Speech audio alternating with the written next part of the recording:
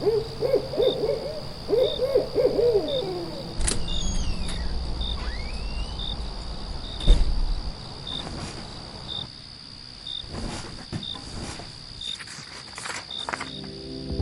listeners, you're listening to the Midnight Readers podcast. Grab some tea, a midnight snack, and cuddle up in bed as we dive deep into today's most popular fantasies, sci-fi, and mysteries. We're your hosts. I'm Lily. I'm Brittany. And I'm Christy. This season we'll be discussing a dark academia bully romance series known for its smutty content and often billed as a Harry Potter for adults. That's right, grab your Stardust, we're headed to Solaria. Welcome to Zodiac Academy. Note to students, vampire bites, loss of limbs, or getting lost in the Wailing Woods will not count as a valid excuse for being late to class or this podcast. In today's episode, we're discussing Book 8, Sorrow and Starlight, chapters 59 through 83, where Darcy, Orion, Gabriel, and Shadow Beast all escape from Lavinia and Lionel's clutches. Tory ventures into the beyond to retrieve her man, and both twins reunite in such a powerful display to rise as the queens of Solaria. Oh, and we finally fucking figure out what that broken promise is. Before we get into it, this is your warning for major spoilers ahead. This includes potentially all Zodiac Academy World books, including the Ruthless Boys and Darkmoor Penitentiary series. We're also avid fans of the Moss Universe and Fourth Wing and might accidentally let spoilers slip for other popular romantasy book series as well. Sorry in advance. Like the books, this podcast is rated R, so be warned. Also, a friendly reminder to please like, subscribe, and follow. You can find us on Instagram, Threads, Facebook, and YouTube. Alright, so last we left off, the rebels had attempted to rescue Darcy, Orion, and Gabriel. That did not go well. They did manage to save Eugene Dipper and Francesca's memory ring, and Tyler exposed Lionel for the unfey rat bastard that he is. So now Lionel is addressing this angry mob of his subjects, but things kind of dissolve into chaos thanks to the ineptitude of his bonded men and the rebels' counterattack. What did y'all think about this scene? I died laughing. I love it when he gets his ass handed to him. Or, squished between ass cheeks. It's always good to see Lionel humiliated. Yes. Always. Yes. I particularly felt a relevant part of it. And if I could read it out, when he was calling them sheep to the slaughter, his followers, so his followers who have him in power, his followers who will do anything for him. He called them sheep to the slaughter. I scoffed, and some of the faces in the crowd softened, their rage turning to thoughtfulness as they listened to me.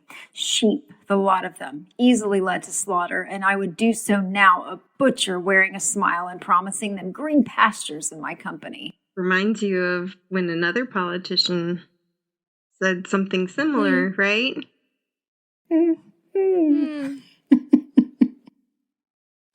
What a piece of shit. Side note, I just got a text from some random person who probably bought my phone number, and it said, "Hey, this is Gabby."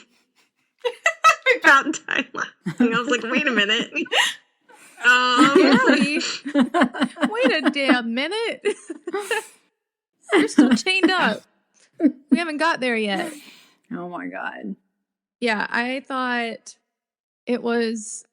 it's always good to see him get his ass handed to him, maybe literally multiple asses in his face handed to him.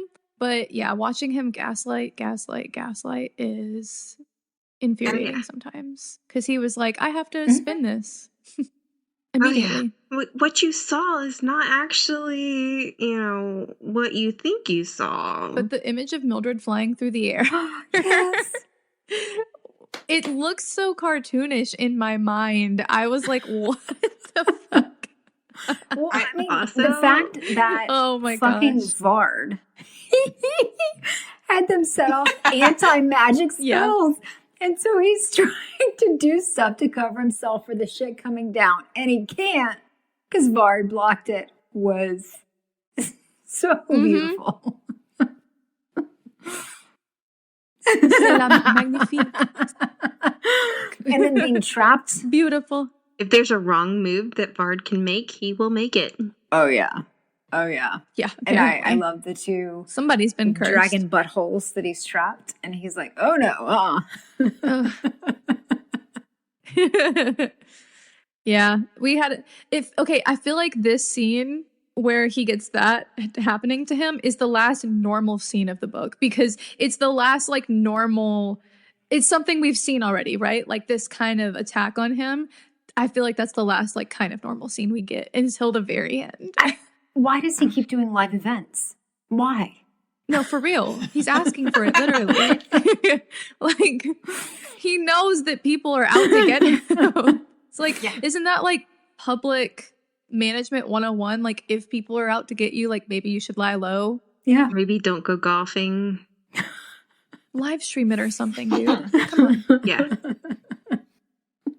So let's do the thing again where we talk about Tory's journey, and then we'll talk about Darcy, and then discuss the final battle at the end.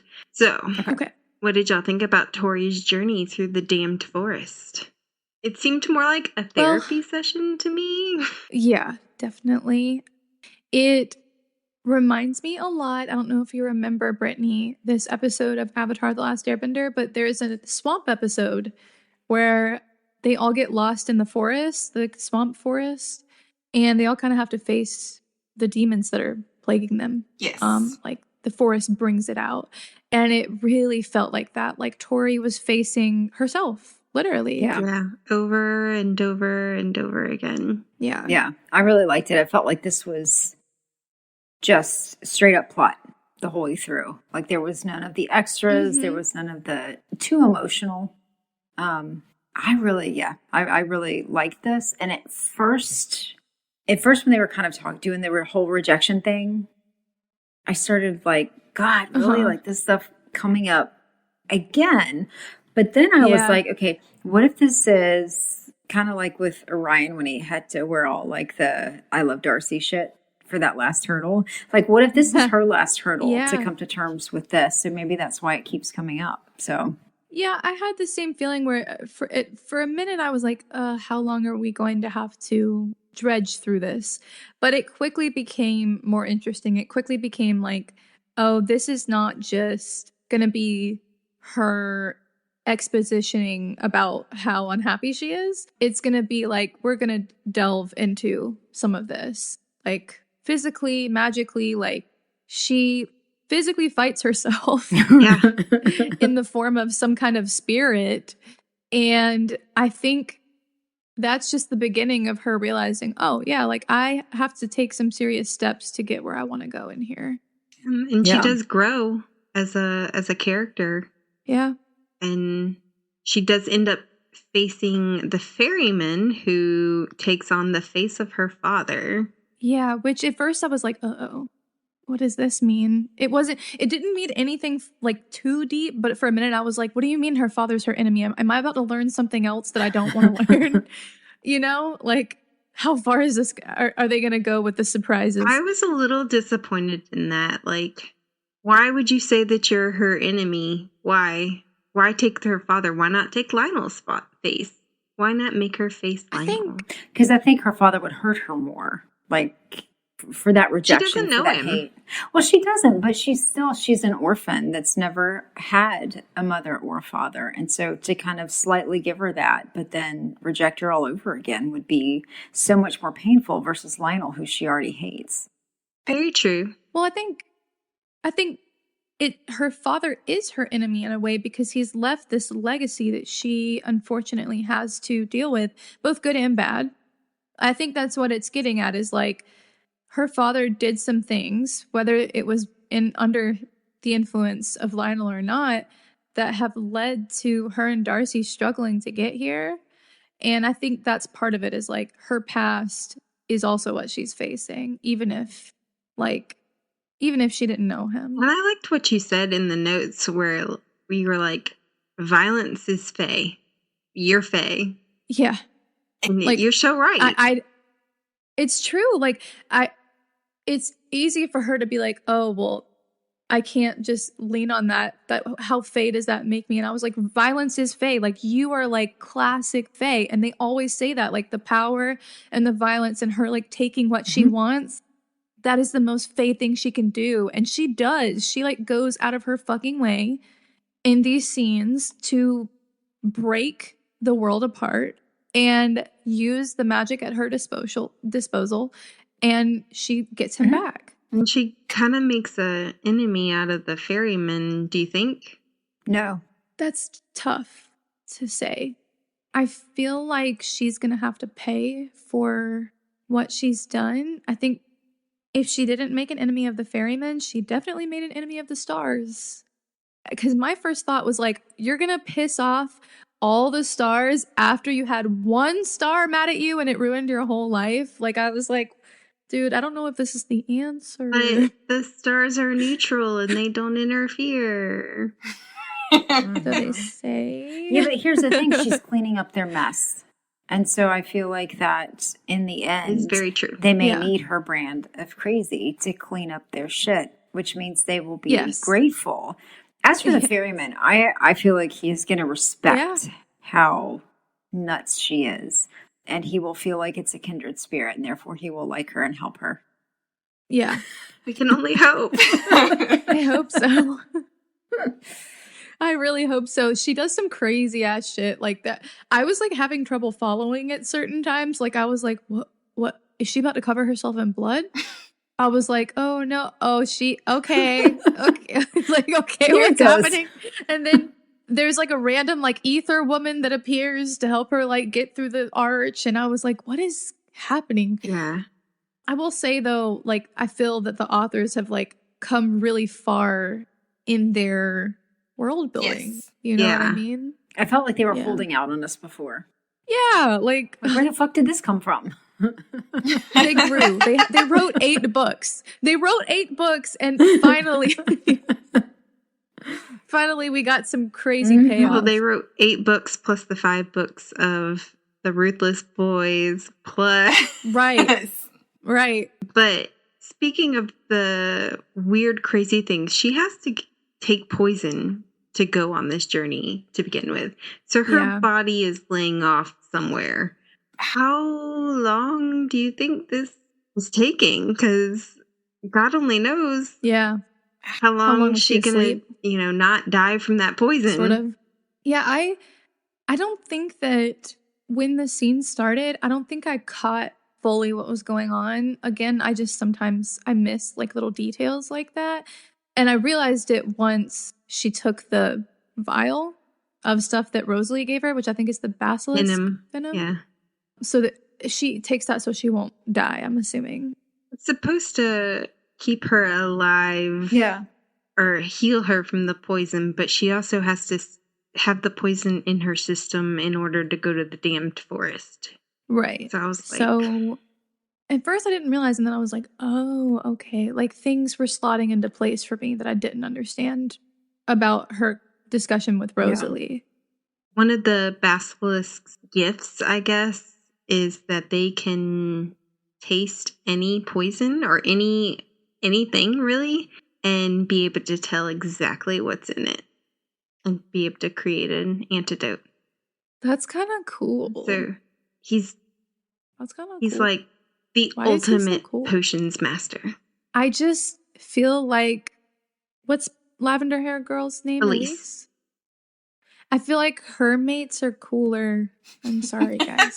Orion is one of my number ones, but in terms of orders, we got a storm dragon, a basilisk. Come on. And Nemean lion. Yeah. I don't know. I was a little annoyed with Orion for this. I figured you would be. As soon as I saw him arguing about the beast, I was like, Christy's gonna be pissed. And honestly, I was annoyed too. I was like, shut up, Orion. Like, shut up.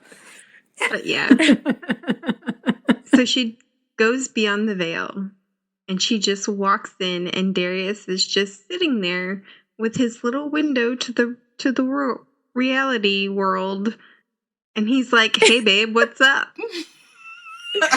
And he's like, he totally doesn't think that she's going to be able to accomplish what she accomplishes, which is so funny to me because he literally says to himself, why did I ever doubt her or her abilities? And I'm like, you're literally doing that right now. He spends all of Beyond the Veil looking for a way back And he discovers there is no way back.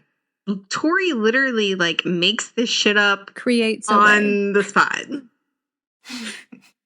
She punches a hole in the universe and says, "I'm taking him back. I don't give a fuck what you said. He's mine. He's mine." Yes. Mm-hmm. She says, "Death couldn't have me, but it couldn't have him either." Well, I love too when he tells her that all of those people there with him were helping to hold back, or hold them back so that she could make it through and get to him. The fact that she started out life with nobody. Like she started out life with them, but then, by the time they were orphans, she had nobody. She had no family, no one to love her.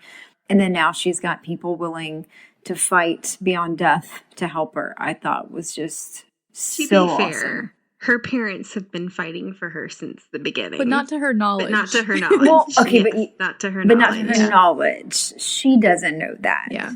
She grew up thinking she had nobody. I don't know if I told y'all this or not, but Hale calls Darius the bad choice.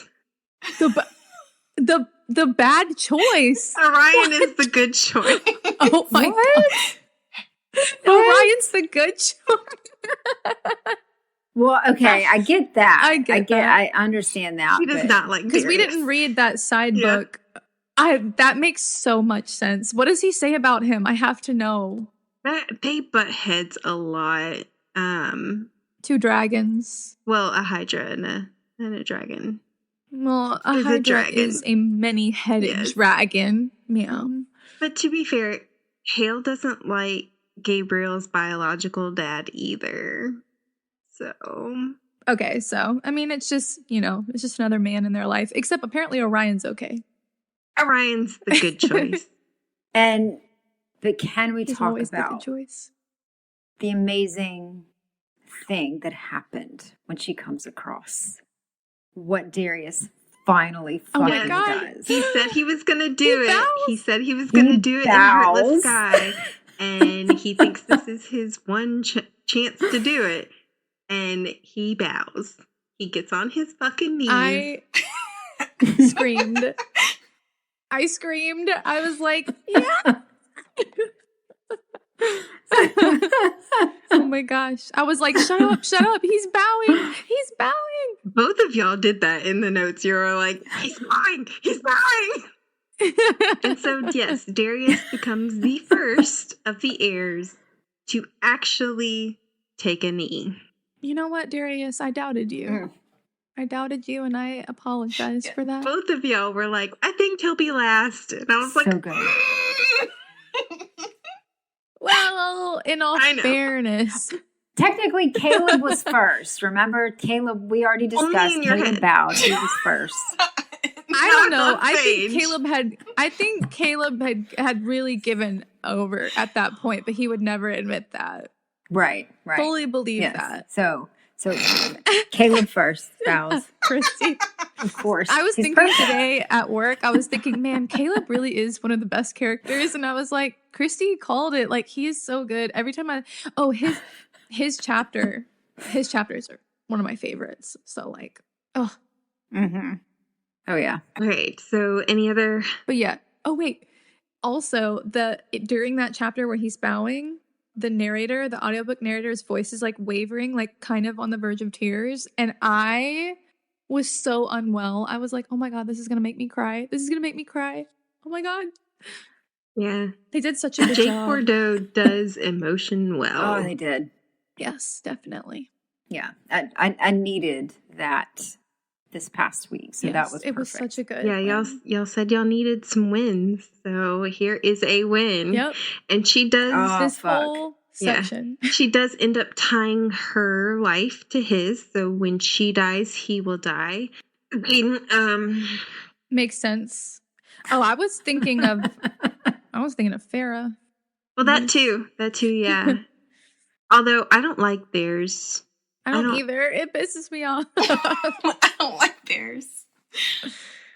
You don't like what? I don't like Farrah and Reese's little promise to die together. Yeah, why? You guys are going to have a child and you're going to leave your... Okay, we should probably cut this out. But anyway, I do not like their agreement either. I mean, That's true. We did That's say true. that there might be spoilers for other romantasy series. I know. I just hate the idea that we might spoil that for somebody. But yeah, We told them. But yeah, no, I get Xaden and Violet's, and I'm okay with it because it's not something that they did to themselves. It's something that is tied to the dragons. Agreed. And his whole the declaration of love was like, I'm glad my life is tied to yours because I don't have to live a second without you. Right. Beautiful. That's different. Beautiful. Yes. Darius is dead. The only way to get him back to life is to tie his life to hers. Beautiful. Yes, which I think makes a lot of sense, like logically and like in terms of how this should have gone, like for her to make that kind of sacrifice, not just for her to get down there, but for her to say, I love you so much. You are a part of me. You're going to forever be a part of me. In fact, we're never, ever going to be without each other ever again. Yeah. Their hearts are actually synced up to each other as well. So her heart beats his heartbeat. It makes me wonder, though, if he's killed, does she die? I assume so. I would think so as well. Or, like, if he's stabbed in the heart again, her heart's still beating. So since his life is tied to her, does he survive? I don't think so. I assumed if either of them was killed, the other one would die. Yeah, me as well. That's probably the most logical choice, but it made me wonder, like, does that make him invincible now? I don't think so. Since technically it's her zombie heartbeat. Darius. It's her heartbeat that it's tied to. That was my take. Technicality, but you know what? The stars don't give a fuck about technicality because he died before he was supposed to die. So I personally think they don't give a fuck about that. So I'm sure that if he got hurt, she would die. Yeah, that's probably true. That is definitely. Which I'm still salty about that technicality. And I thought that that's how he would come back. Now, I will say this is a cool alternative. I'm not mad about it. Yeah. But I really thought it was going to be something like that. That the stars would correct themselves? No, more like they'd force the stars to be like, hey, you fucked this up and you're supposed to abide by laws. Fix it or we'll fuck you up. But we didn't even go to that point. We just said, fuck you up right now. Give him back. Yeah, Tori's not going to go through that. She's going to go straight to the fuck you up part. Of course. I don't know what I expected. Just her go-to. Yeah. All right. Any other thoughts about Tory and getting Darius back? I will say that there is kind of an ominous like tone as they're leaving. They call her Stealer of Life and they say like she's going to have to pay for it. Yes. Which, what the fuck? Like, what will this cost you? They stole a life. Why don't they have to pay for it? I mean, for real. Yeah. They steal lots of lives. I just think I'm wondering what it's going to mean for them. Yeah. I'm worried Darcy's going to be the one that's going to have to pay the price. That it might cost her Darcy's life or something. I have a theory that I will tell you later. Okay. Also, I love how whenever she gets down there and she's telling him, hey, we're about to leave together. And he's like, he just literally gets quiet and he like nods. She's like, you're going to fight this. And he's like, okay. Sure, baby. Sure. Yeah. Yes, ma'am. Like quiet nod and blink. Okay. She's like, grab my hand, come with me.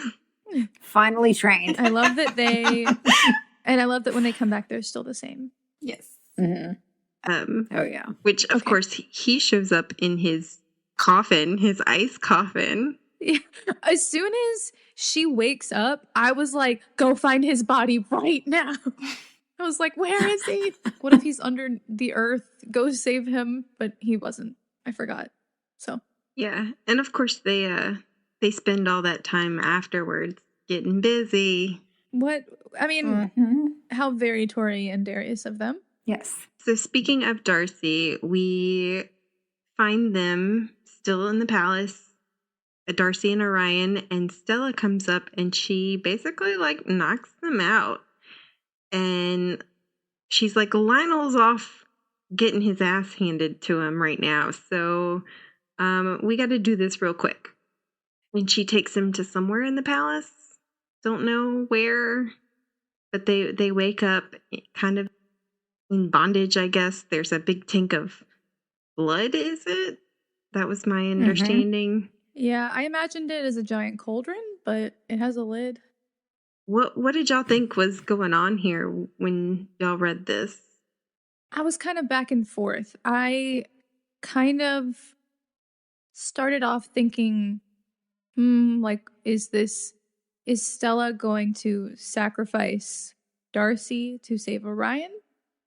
And then I went, is she going to kill Orion? And then I went, why would she do that? I don't know. I don't understand what's going on. And then I realized very quickly what was happening, that she was trying to break the death bond. But I had no idea how she planned to do it until it had gone through. Like, I could not have foreseen what her plans were at all. But as soon as she made him as soon as she joined herself to the coven, I was like, okay, she's doing something to take this blood oath off. I felt like she was going bad. I thought she was going bad. I thought she was, because she said something about the power in the blood. And I thought she was saying for Darcy's blood that was going to be something that could give her some sort of power, and that she just couldn't help herself but take it. So until she locked Darcy inside the silencing bubble and you see Darcy agree to something, I either thought she was saying she'll either kill him if you don't die, or she was helping him. I couldn't really do it. But I feel like this whole scene gave me like that Elizabeth Bathory, I think. Yeah. Vibes. Like the whole bathing in the blood thing. I was like, she was supposed to be a vampire. What is that a reference to? I don't know the Elizabeth. Elizabeth Bathory was, I can't remember what her official title was, but she was a serial killer, and she would bathe in her victim's blood because she thought that it made her younger. Usually it was young women, I believe. Yes. Nice. And people and it was like, I called think her a vampire. Thousands. I think it was like 1,200 or something that she did it. She killed. I just the looked reality. it up. According to the overview on Google, Countess Elizabeth Bathory of Exed was a Hungarian noblewoman and alleged serial killer from the powerful House of Bathory, who owned land, and she and 4 of her servants were accused of torturing and killing hundreds of girls and women from 1590 to 1610. Hundreds? I thought it was like over 1,000 she killed. Huh. I mean, it's still hundreds is it could horrific, be. But could be. Man. It says 650 on the BBC article for it. But either way, one of the earliest female serial killers. Lovely. Yeah. Yep. Yeah. But that's kind of the vibe I got at first from this. But yeah, I get that. Once you realize what she's doing and her final moments. Yeah, I had a couple thoughts. One, I thought that she wasn't going to kill herself, to be honest. I thought that she was going to find a loophole with the coven thing, and that would be enough somehow. Like, she would be able to break it with the coven powers or whatever. But that did not happen. She did sacrifice her life, and I think that makes sense for her character. Even though we kind of talked about how we felt like in the last book or two, this random side of her came out. Yeah. The mother in her. That must be important to some people. And I also had the thought that she was kind of underused. Like, she could have been such a major player in the book. Like, she's so smart, and we only got so many glimpses of that. And she could have been so important. Especially in Beyond the Veil, we get memories and experiences and stuff from Azrael and Clara about Stella. And you learn more about her character, again, after she died. It makes more sense to me that she was with Asriel in a way, because I imagined her as this vapid, like lame woman who was just kind of like desperate for Lionel. And Asriel was like said to be this really smart, like interesting guy, and I was like, why would he ever agree to marry her? And this kind of put it into a little more of a perspective. He was a double agent. The king actually asked him to keep an eye on her and Lionel. That makes sense. That's sad though. Yeah. Oh, yeah. That's so sad. And of course, Lionel thought that he was setting Stella up with Asriel to learn dark magic and whatnot. But it was the other way around, probably.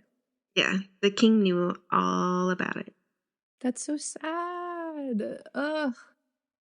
Either way, I thought she was a really interesting character that we missed out on. Yes, and I do wish that we wouldn't learn these things about people after they died. Yeah. Mm-hmm. Yeah.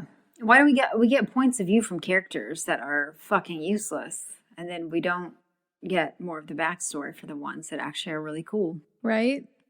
Yeah, I agree. Every time I get a POV from Lionel, I'm like, not this again. That last one was, I loved it. I could go back and read that again. The last POV from Lionel? The last one was fantastic. Oh, man. Oh, my God. That's really funny. After Stella dies, Darcy's silver rings come back in her eyes, but she doesn't get her magic back or her phoenix, and the shadow beast actually separates from her, and now she's gonna fight the shadow beast. Doggy. I got really excited because I was like, oh shit, are we gonna have a fight to the death? And then I was like, okay, yeah, I mean, I'm not unhappy with this result. Oh, I loved it. Oh, yeah. So good. When you said a while back that if the only way that Seth could redeem himself was to save animals, this is the scene that popped into my head. I was like, you were you're gonna like Darcy. Oh yeah, complete character. Yeah, loved her. Yeah. Orion tries to tell her, like, you can't fight this, like, I won't let you do it. And she's like, no, this is my fight. And I was like, take your magic back, get it back. And then she does. She like cuts the beast open and it like falls out and it like comes out in this wave of magic. And then she kind of finds orgasmic. Well, you know how they are, those weirdos about their magic. And then she was like, there's a collar here. I wonder. Yeah. And yeah. And I love that the beast goes from like these really dark shadows to grayish shadows. Yeah. Like, maybe that's the way they're supposed to be, and Lavinia is fucking them up. Yep, that's what I was thinking too. Yeah. Ferrex does show up and fights Orion while Darcy is in the middle of fighting the beast as well. Fucking Ferrex. Seriously. Why the fuck is he on the fucking ceiling? He's got legs. I saw that in the notes and I was like, you're so right. It is creepy. Like, honestly, like, I was like, so right. You're so true. Like, why the fuck is he skittering across the fucking ceiling like a freak? Just walking like a normal person. Like a normal person. He's not a normal person. That's the problem. Oh my God. It's funny because, Callie was cross-eyed. So when she would drink water, she'd slap it so that she knew where it was. And sometimes she'd just lick her paw and then slap it again. And I would be there. I'd sit there and I'd be like, drink like a normal person. And then she'd look at me and then just be like, okay, I'll drink like a normal person. But yeah. Just Ferrex, walk in like a normal person. Yeah. Mm-hmm. Except for the just fact get that off the fucking ceiling. You're making a mess. Created like he was from a lab or some shit. Also, I didn't consider that he had not been trained in any of the elements, and that shit cracked me up because Orion was like, wow, he actually sucks at this. She took other people's magics and stuck them inside him, and he's a grown-ass man, and... With no training. Nice With no try. training, he can't nice try. manage to walk in a fucking room. He has to crawl like a baby. But I did, so at the end for Orion, when he gets the sword. Yes. And he says, "You'd better be watching, sir, because this fight is for the Of course, Hale likes him. Okay, look, I don't cry much for books. Of course, Hale I liked don't cry him. much for books, even really good ones. And I was tearing up for this. Yeah. That was so good. And it matches her harpy sword. I was like, yes, I love that. And it makes me sad because, like, at this point, Hale is literally fighting off hordes of souls so that his daughter can meet Darius. And so he can't be here. And I'm like... I wish he had seen it. Yeah. He'll see it later. He better. Yeah, he'll see it later. Mm-hmm. I believe. Yeah. He should. He likes Orion. He'll see it. Yeah. Yeah, this is why Orion is the good choice. I love that man. Yes, but he did, when he was talking about leaving the Shadow Beast, I was like, listen, don't leave him, you fuck twat. Actually, do we know the Shadow Beast? Is it a girl or a boy? We don't know yet. A boy, probably. No, Darcy watches him pee, and she's like, I think it's a boy. I think she did say that, yeah. But to be fair to Orion, assumption. I've always wanted a tiger. From the first time I saw one, I wanted one. They are cool. And if I ever saw one, I would totally feel the need to go hug it. And I'm sure my dad would stop me. Well, to be fair, there's a difference.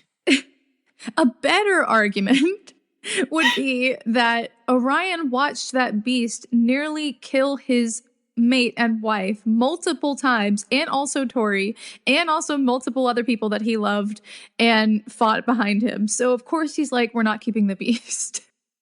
That was Lavinia. That was not the beast, and he should know better than that. And Brittany, if there is a tiger out there that you save and they have been taken over by a dark force and you save them and they need your help and companionship, you keep that tiger. I would love a tiger. Tigers are cool. I understand. I think he just went like grumpy dad, on Darcy. Protective. He can't help it. Yeah, yes, he's gotta adjust. Yes. Kind of learn to trust the beast. Well, he keeps being grumpy dad, and I'm gonna have to fucking rename a cat because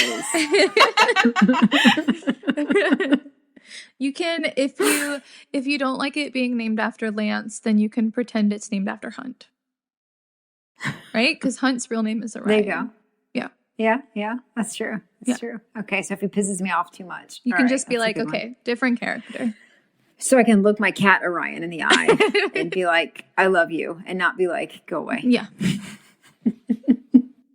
So Lance and Darcy do end up defeating the beast, freeing the beast. And I think really fun battle. Yeah, and I think Ferrix runs away. Yeah. Well, don't they hold him off for a while? Like he gets stuck behind some kind of elemental wall and then he runs away.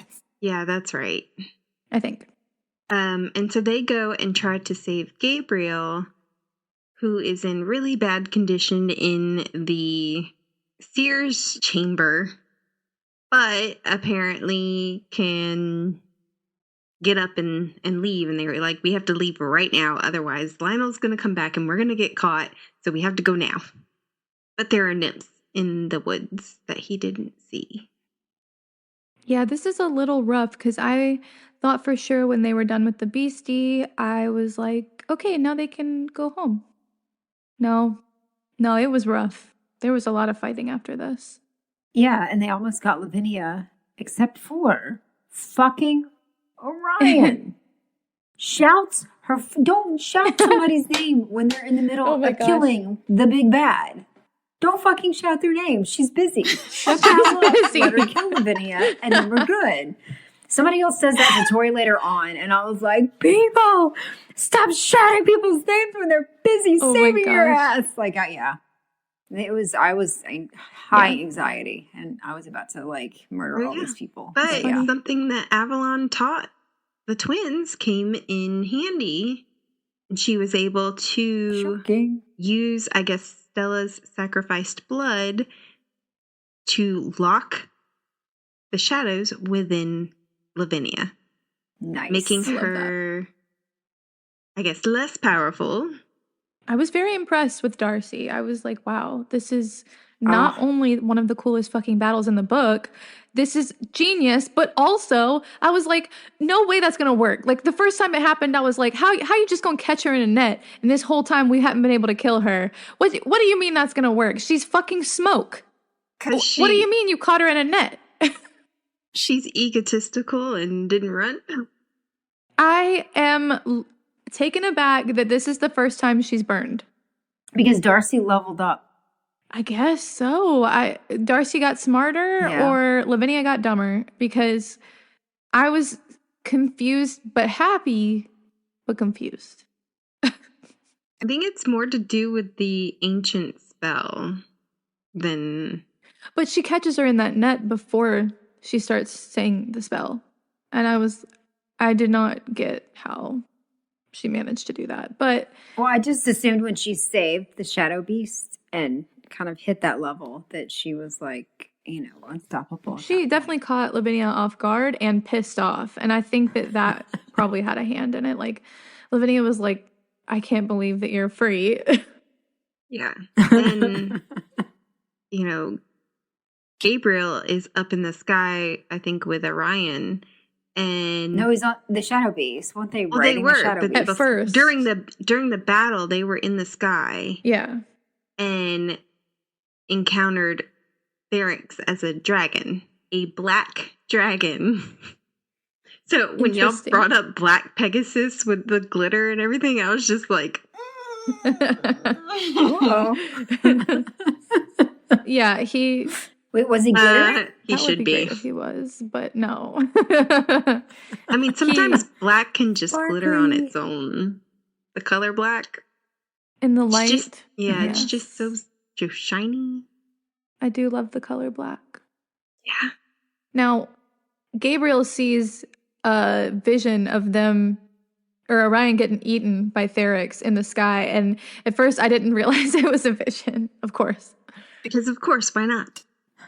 Because poor man is plagued by visions at all times. Yeah. And because Darcy manages to lock the shadows within Lavinia, some of the nymphs regained control of their own minds.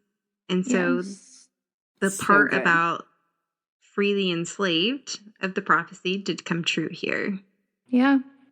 And so not only did she make her less powerful, she took away some of her army. And after that ride through the palace on the Shadow Beast, the palace locked Lionel out. So he no longer has access to the Palace of Souls at all. That was a crazy part. I didn't understand why they ran into the palace, because I was like, are you kidding me? Why are you running back the way that you came? And then they get in the palace and Lionel's like eating it, like tearing it apart. And I was like, no, this is your home. What are you doing? And then I was thrilled that the house kept him out. But either way, I was like, what are you guys fucking doing? And then I realized that she was looking for the Stardust. I thought she was going for the tunnels at first. Yeah. I did too. I mean, Stardust did make sense. Whenever she's like, look what I found. I was like, could you hurry up? Everything is getting torn apart, Darcy. Mm-hmm. This is your home.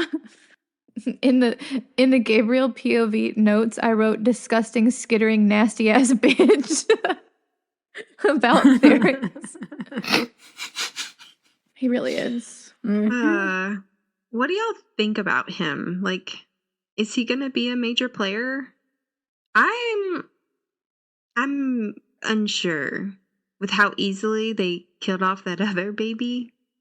Granted, it was still sludge at the time, but I mean, they're doing a good job holding him back. The only thing that they said was he can't be killed for some reason. Like, he keeps coming back to life. Like, he's not being damaged. And I think that's because of the shadows. Like Lavinia. So yeah, maybe exactly. if they figure out how she dies, he dies. He's just creepy. I mean, I don't know. He's so, I don't know what the word is. I actually don't know what the word is, but I guess creepy will have to do. But it's hard to be scared of him. It's hard to see him as some major character. He seems like something that's going to like trip and accidentally get killed. And it's like, what? I was about to say, do you think that he'll play a major role? Because right now, as far as bad guys go, for the setup of book 9, we have Lionel, Lavinia, Ferrex, Vard, and now Clydenius. That's a lot of bad guys to get rid of in one book. Yeah, it is. And I really just don't see Ferrex being one of the big ones. I agree. Maybe slightly annoying, but I don't think he'll factor into it too much. I honestly picture whenever Darius and Lionel have their like, oh, you're alive moment, it'll be with like Darius walking in with Ferrex's head in his hands. Like, hi, Dad. That would be amazing. Here's my other brother. Your quote unquote son. Here you go. Although you said there's somebody for everyone in these books, so maybe Ferrex was brought about for Mildred. Can you imagine? Oh my God. I haven't read the last book. I don't know. I hope they both die.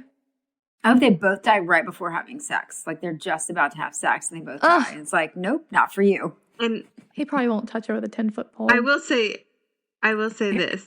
He could grow one. I did lie. Like, you lied? Kylie's not getting anybody. Thank God. Kylie is not getting anybody. She still pisses me off. And I don't know about Ferrex, so he could end up with somebody. Yeah. Well, Mildred was all hot for him.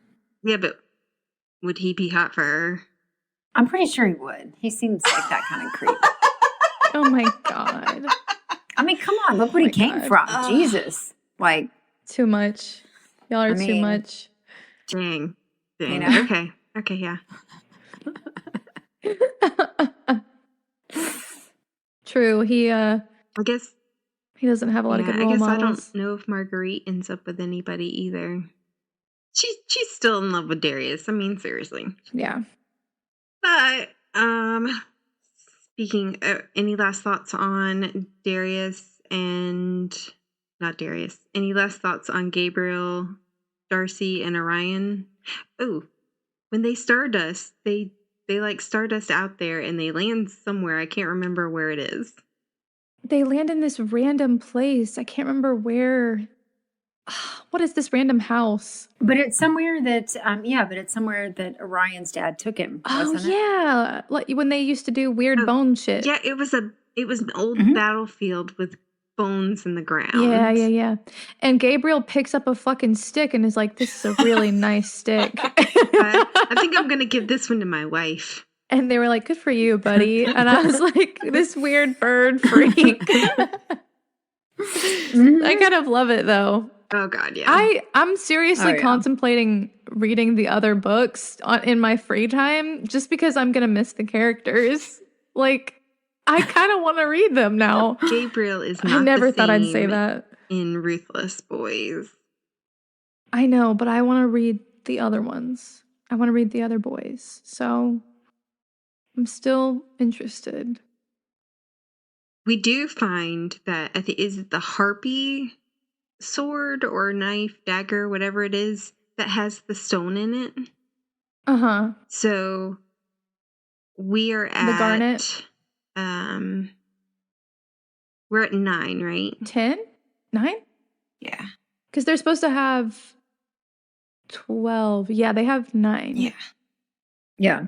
I really hope they do something with them in the next book. Me too, because I was wondering, like, if the Imperial Star, as we see later, if he is no longer the Imperial Star, then what are they for? Yeah. We'll see. Maybe to destroy him? That's what I'm thinking. Control him in some way. Like a puppet. That would be awesome. That would be ideal. That would be ideal. Mm-hmm.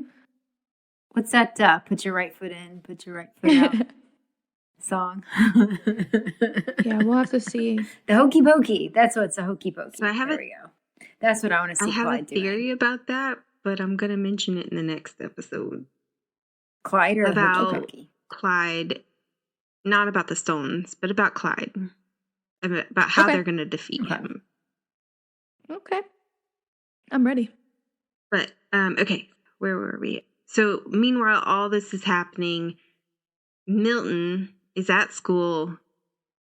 Bard sends his experiments to go kill everybody. And he sends out a call for aid, which Xavier gets. And he sends everybody a text saying that we have to go. The academy's been... I love that they managed to find moments to drop in those absolutely absurd text messages and Facebook posts and just the Seth complete changed nonsense. the names on my group chat. Twinkle stud. Did anyone see that? Jerry, you left a bagel on my penis. Okay, this whole thing between Milton's chapter and Xavier's chapter stressed me out so badly. Oh, but yeah. Like Bernice. That's fair. When all the shit's going down and Milton's like, Bernice, get up. Bernice. And she's like, oh, what? I was like, bitch, get up. Like,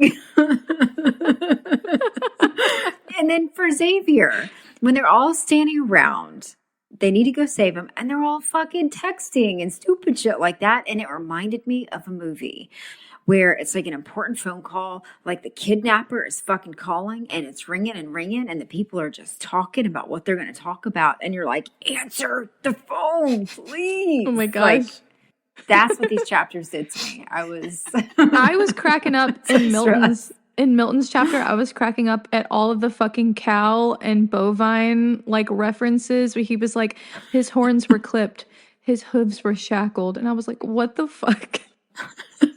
The bovine shit in Milton's POV was cracking me up. Yeah. Yeah.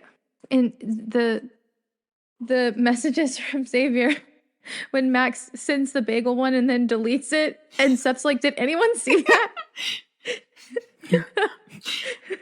I love that Max was just like, Jerry, you left it. How do I get it off? Like, come on. Please help me. And Seth just he's sticks about his to just hand down leave there. it there. Yeah. He's about to leave it because he refuses to admit that that's what's going on. And Seth's like, don't worry, man. Grabs it, pulls it off. And Max is just like, what the? Seth's like, I'm experienced. I got you. I want Caleb's. oh my God. Like, what? Point of view. Yeah. Yeah. Oh my gosh. That was one of the best scenes ever. Yeah, I needed that laugh in the middle of everything. Christy's like, I didn't. I was worrying about people dying. No, there were parts that it was funny. They were making me laugh, especially with Seth. But at the same time, I was like, hurry the fuck up. Yeah. Like, there are people dying. they're waiting. For real. Mm-hmm. Yeah. Yeah, so That's so funny. the group goes... And there's a chip ration. What? There's a chip ration. In the messages on Facebook, a bunch of people start talking about how the fact that the rebels have chips. And they're like, but there's a chip ration. We don't have chips. I missed that. I forgot. I didn't see that. Oh my God. I was like, this is absolutely ridiculous. Yeah. Yeah. There's a chip ration. Well, the core gang goes to the academy to save people while they can, while the counselors gather the army to follow them. And Right. Gabriel ends up getting a vision of what's going on. So Orion, and Darcy head over. And after all the sex that she's been having, Tory finally looks at her phone and calls Jerry. And she's informed. So Tory heads to the school. So everybody is now finally headed to the same place. This is the first time we get everybody in the same place for God knows how long. Yeah, for real. Reunion time. Oh, so good. Yes. And since the beginning of the book, I guess, really. So, go ahead. And I was just gonna say, I love the fact with Seth and Orion that he now has 2 doggies. Moon friends. My moon friend. Hey, moon friend. Oh my gosh. And yes, the twins, once they're reunited, have this massive display where they literally kill every bad guy, all the bad experiment monstrous beings. they power share and like basically become like giant balls of light that just murder all the bad guys. And Seth was hit with his, they're doing creepy shit again. Which is in the alternate POV, if anyone has read that. It's in the Live and Let Lionel. The one thing I will say about this is that the first time I read it, I was disappointed. Not in anything that happened, but I was really looking forward to everybody seeing Darius for the first time. Oh, yeah. And I felt like that was missing. And so when they wrote the POV from Seth, I cried through that one. And you wanted everyone's individual reactions. Sort of. I just wanted, like, the way they wrote it in the original was kind of like, gasp, Darius is there. That's the way I felt like it happened. Now, on the second read, this is actually just the second time I've read this book because of how much it dragged. I actually cried during the ending more, and I felt like it was more impactful the second time around rather than the first, because I was so expecting the tearful reunion. Right. Yeah. I loved it. Oh, it was good though. I loved it so much. I loved all of their reactions individually, both from our point of view and from Seth's point of view. I thought it was great. Yeah. Also, Seth getting the zoomies really warms my heart. I was like, oh my God. I think he's got the zoomies. Oh my gosh. I just love them so much. And then when they start bowing. Yep. Oh, yeah. Again, tears. And the counselors, holy shit. The fact that... When they start bowing, I was like, so good. Holy shit, this is crazy. Shut up. This is so good. So well written. Yeah. And I felt, again, like where was this writing before? or is it better writing? Or is it that we're so, like, invested now in the characters and their stories and everything that it just feels better, you know? It's probably a little bit of both. I mean, you get better at your craft as you go on. They didn't give us many wins up till now. For real. That's true. So it feels extra like good. every time there was... Yeah, because every time there was the start of a win, then it was like taken back really quickly. Yeah, and this was so true. And it's not that the ending is perfect. It's not like they're super happy in the end. It's not devastating. I don't know. Yes. Right. It feels great. It feels good to bask in this like triumph with all of the characters. I also have to point out that first beast didn't take like Seth, Caleb, Max, Milton, and many others just to kill this one beast. And I think in the end, Darcy came in and killed it, if I remember correctly. Yeah. So of course you better bow. I'm just saying. Although I also think a lot of it is morale, because then Orion and Caleb together were able to kill that one beast by like tying it and like pulling it, which I thought was kind of badass. But yeah, I agree. They're much more powerful. We didn't talk about, though, before the bowing. When Tory and Darius arrive, they do mention something about feeling this need for bloodshed. Yes. And I noticed that. They kind of pondered maybe that's the price of bringing him back. Yeah, I think it's something about blood and carnage. I just felt like they were having fun. You will pay with blood and carnage. I was like, damn, that's like metal as fuck, but makes a lot of sense. Yeah. I just assumed it was them having fun. I was like, she's in her element. This is, Correct well, me I think if it's that they made like a point of it that it was like, okay, this is interesting. After everyone bows, the stars, the imperial star begins to glow, which, means that they are truly queens. They are the reigning queens right now. And the stars take them up for a little chat about this broken promise that they apparently didn't keep. We find out that Avalon is the one who hid that secret. She changed the memory of the first queen so that nobody will ever keep the broken promise. That bitch. Mm-hmm. Mm-hmm. Yep. She's also the one that, that's when the Imperial Star was like, I curse you and your cow and and your whole family. Yeah, that bitch really fucked everybody's lives up, huh? Yeah. But so instead of the star asking for the life of, was it Elvia's baby or husband, he actually asked for, after his power, or their power, since they don't really have genders, they asked for their power to be used and then returned to them and then made into a fae. Right. Which is something the stars are like, no, that is not supposed to happen. That is against our laws. It's against our way of life. Our life cycle is literally stay in the sky, fall, release your power. I knew immediately that they were going to have to make this star a fae and kill it. I knew immediately. I was like, great. That's what the 9th book is about. And I was blown, but I was like, okay, this makes sense. This is the final battle. I get it.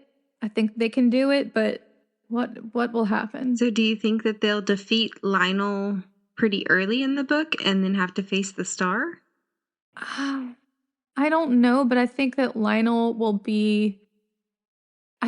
might have to be either sidestepped, or he's going to have to be a part of the killing of the star. Like, he's going to have to work with Tory and Darcy or something like that. I don't know. Oh, no. I just think, Clydenius is supposed to be the big bad. I cannot see Lionel having that big of a role. Oh, no. I thought Clydenius would be his, servant or something like that. Something horribly embarrassing.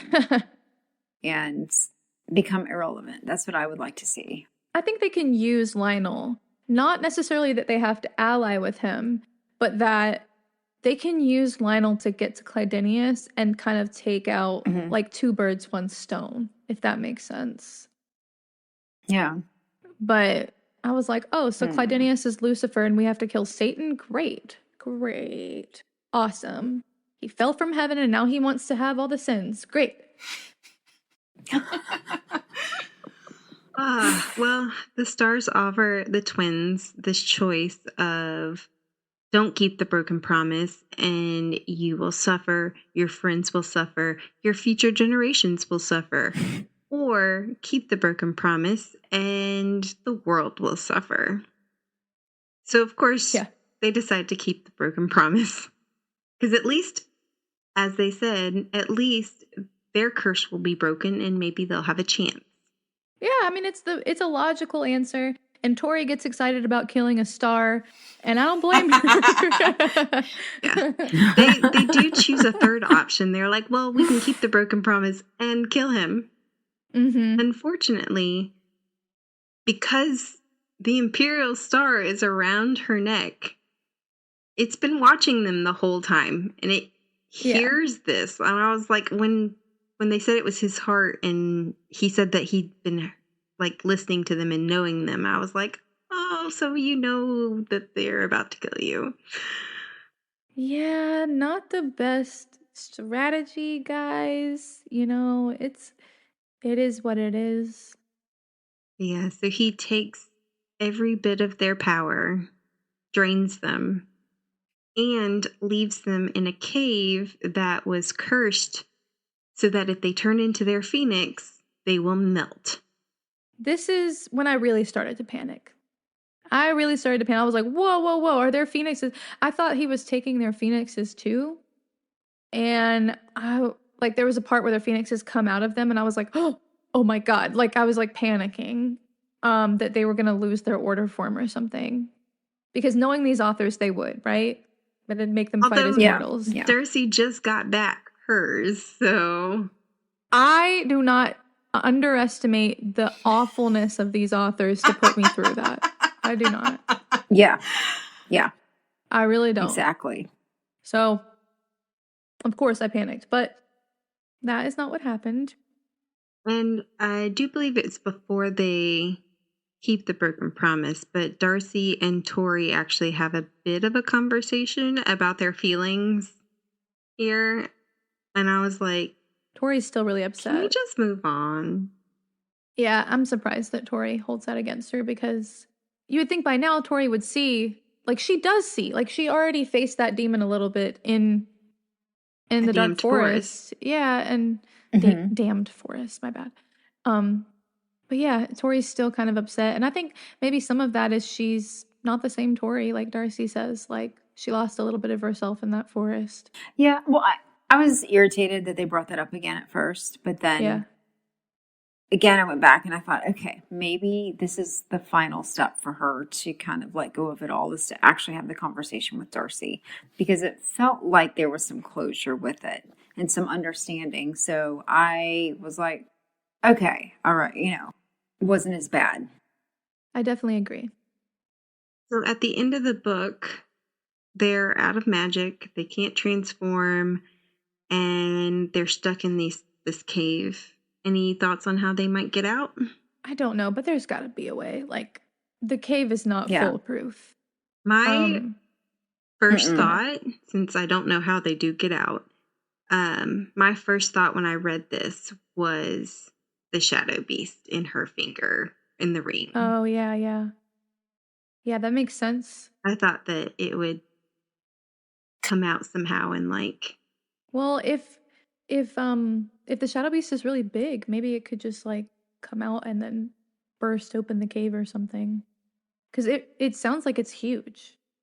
Yeah, she calls it like a big bear dog thing. Yeah. See, I guess for some reason I was thinking once the they kept the broken promise, that it would break that curse as well, so that they could become their phoenixes and that they would be strong enough to kind of override anything like that. Yeah. I don't know. That was what I was originally thinking. It's a good thought. Like, well, they won't be just cursed because anymore. Yeah. We don't know who actually put the curse there, whether it was the Imperial Star or somebody else. There is a curse that Lavinia's first Acrux was talking about, that they said they had, so I assumed it was him. But they're only assuming that the curse is still in place. So. Okay. Yeah, that's what I thought, is that it might be no longer there. Okay. All right. Well, we also get our first point of view from Bard. What'd y'all think of him?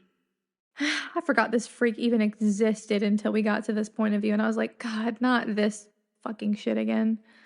I feel the same about Lionel, of course, but I genuinely forgot about Vard up until this point. He's the one who created all those monsters.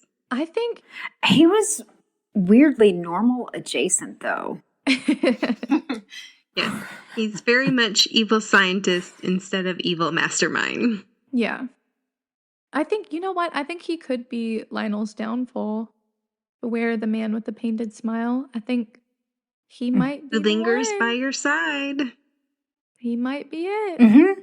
I think that might benefit. I can definitely twins. see that. Because he blatantly hates them all. Oh, yeah. He thinks they're all beneath him. He is like, I am the superior intellect, and... But are you, dude? Lionel treats him like shit, so I feel like he has good reason. He's just not the power. Yeah. He doesn't have the power. But yes, he is the man with a painted smile, as we see in that last line. I painted on a smile. I don't know why I never guessed that as the prophecy, but I did not. It's very... Well, I didn't think it would apply to Lionel. It's very weird because this prophecy was given to Tory, but it wasn't said to her, I guess. And so you automatically assume that it applies to Tory and Darcy and anybody on our side instead of his side. But he says it in the throne, so it could have been anyone, I guess. I don't know. I felt like this was a prophecy mishap. That's not... It's not like you hand out each individual line to fucking different people. It's like an all-consuming together statement. I don't know. The prophecy is for the world, I guess. Yeah, I guess. I don't know. And to be fair, Gabriel threw it out into the world, and it was Tory who managed to catch it. So, I don't know. Yeah. But anyway, speaking of prophecies, we do get another one from Bard, which saves his life. I'm going to go ahead and read it. The power of the fallen has awoken, greed and glory blazing as one. All fates hang in the balance as the flame rises from the hollow. But the dragon still may prosper if the paths of the enemy are thwarted. Beware the one whose name is Nox, and seek the treasure of the ancient ring. Use the stolen, ally with the might of your maker. Not all starlight gleams. So some of this I think is fairly clear. The power of the fallen has awoken. It's clearly Clydenius. Mm-hmm. All fates hang in the balance as the flames rise from the hollow. They generally, when they use the term flames, I'm thinking the phoenixes. The phoenixes or Darius too. He's risen. True, but 9 times out of 10, I think when they said father of the flames, daughter of the flames, or whatever, it's generally been Tory and Darius. I mean, Tory and Darcy. Yeah. Darius was the blood of the deceiver. Right. The dragon may still prosper. Is them... I think that's Darius. That's true. I did or not Mildred. think about that. I was like, this is the authors trying to be like, well, the twins aren't gonna win. Or they may... No, I think that could be Darius. Win. But yeah, you're right. The dragon could be Darius. If the paths of the enemy are thwarted. Okay, I'm going to make a guess here, and I'm going to say that's actually referring to Mildred and her success to having sex with Therix. Since the prophecies can be for anyone. Why not? It could be Therix, since he's a dragon too. Yeah. True. I guess he's a dragon. I don't know if I count him as a real dragon. He's a gas dragon. Gas dragon. It's a flaming ball of gas. Beware the one whose name is Nox. Obviously, that's Gabriel. I don't know why we need to beware him, but it's probably, that line is for probably Lionel. Yeah. Or Vard. Yeah. Vard. Yeah. Seek the treasures of the ancient ring. Use the stolen and ally with the might of your maker. So the stars are supposed to be the makers. So I'm thinking somebody's gonna ally with Clydenius. Is it Vard? Probably. Oh, Oh, that's how Lionel dies. Genius.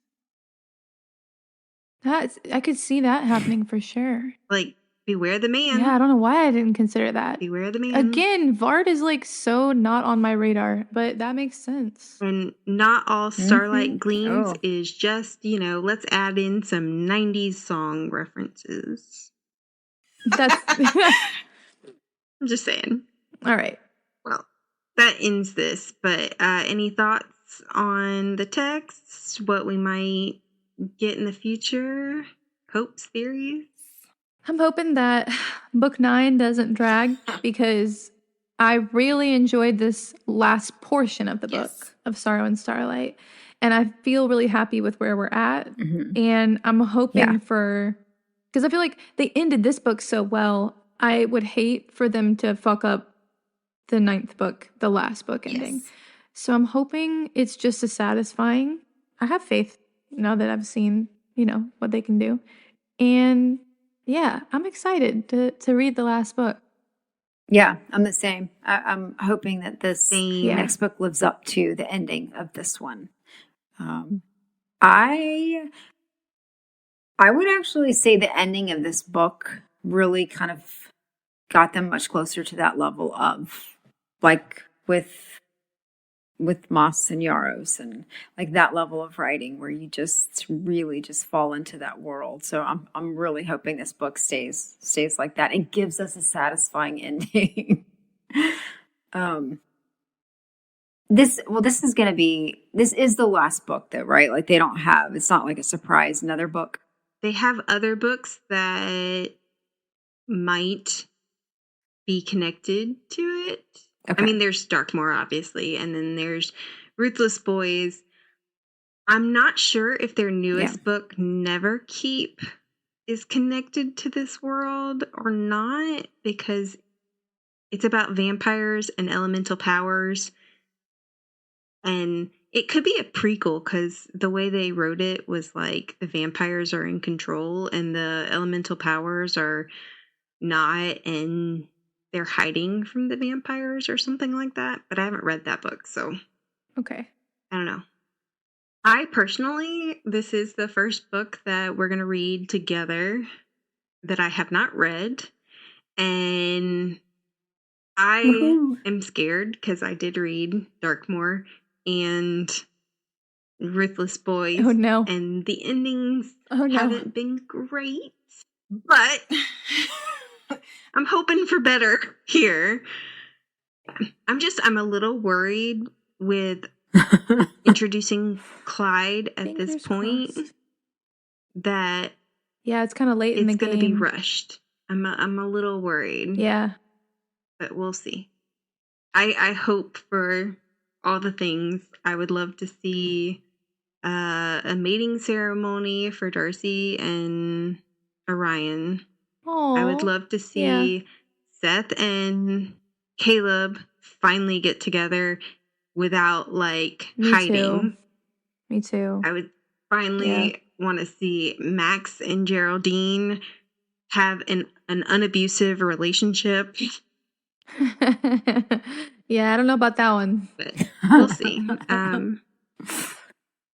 I have high hopes. Yeah, me too, especially about Seth and Caleb. And I'm excited. I want them to have normal, happy lives at the end. I don't know how they will ever be able to, though. But I guess we can end it there. Any other thoughts? Okay. Well, we hope that you've enjoyed the show. Next episode, we'll be discussing Book 9, Restless Stars, chapters 1 through 14. New episodes drop every week. Please remember to like, subscribe, and follow us on social media. That like and follow are super important for us to continue to bring you new episodes each week, so please, please, please do so. Thank you for listening to the Midnight Readers podcast. We'll see you next week. Happy reading, listeners. Don't stay up too late.